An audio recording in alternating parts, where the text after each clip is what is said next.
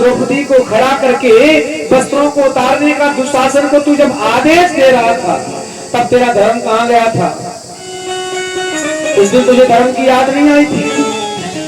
और तो और आज जिन भतीजों के मरने पर तू रो रहा है, और 18 अक्षौणी सेना जब युद्ध के मैदान में मारी जा रही थी, कितनी माताएं विधवा हो रही थी, कितने छोटे छोटे बच्चे अनाथ हो रहे थे, तब तुझे धर्म की याद नहीं आ रही थी?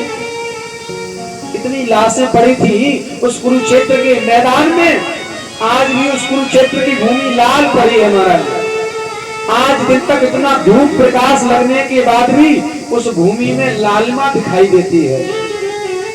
किसकी? लोगों के लाशों की। तुझे तब धर्म की याद नहीं आ रही थी? और आज तेरे 5 भतीजे मारे गए तो तुझे रोना आ रहा है। लेकिन एक भतीजा तेरा और था, जिसका नाम था अभिमन्यु। अर्जुन युद्ध के मैदान में उपस्थित नहीं था। उस 16 वर्ष के अभिमन्यु को तुमने चक्रव्यूह बना करके उस चक्रव्यूह में फंसा लिया। क्या उस दिन धर्म की याद नहीं आई थी? वो नन्हा सा दुधमुहा बालक जिसके दूध के दांत भी नहीं गिरे थे, तुमने उसे युद्ध के मैदान में चक्रव्यूह बनाकर जब फंसाया था, वो भी अपने प्राणों की भीख मांग रहा होगा। क्या उस दिन तुझे धर्म की याद नहीं आई थी?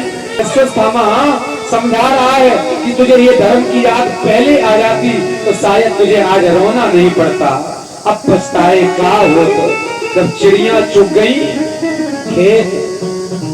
रो रहा है दुर्योधन, और रोते रोते दुर्योधन के प्राण पखेरु उड़ गए। क्यों?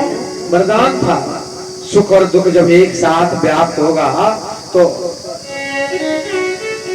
तेरी मृत्यु हो जाएगी। सुख तो ये था कि 5 पांडव मारे गए। इससे बड़ा सुख जीवन में युधिष्ठिर को, वो दुर्योधन को कभी नहीं हुआ महाराज। लेकिन जब उसने देखा कि मेरे भतीजे मारे गए हैं तो सबसे बड़ा दुख भी हुआ। क्यों? उसने हाथों से अपने कुल का दीपक बुझा दिया। अब पूरे कुल में भी नहीं बचा है जो कुल का दीपक भी जलाता रहे। प्राण पखेरु उड़ गए दुर्योधन के। अच्छा भैया, मैं बात